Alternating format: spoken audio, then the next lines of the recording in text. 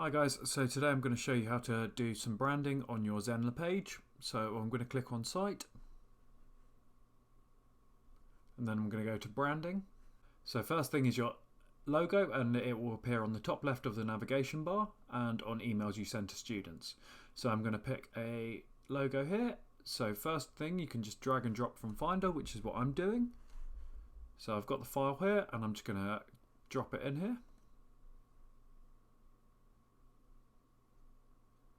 There we go, and that's uploaded there.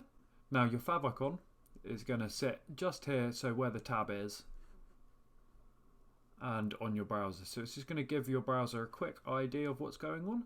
So I'm going to upload a similar logo, so I'm just going to drop that in there.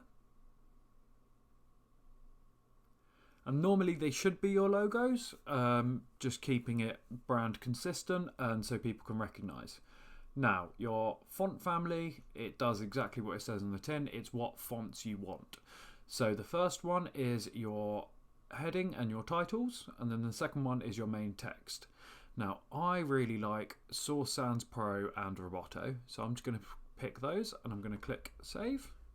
So your colours are relatively straightforward. It's just general, what colours would you like to display? For branding and whatnot, I would heavily recommend that you use the same colours as you use a similar colour scheme to your logo.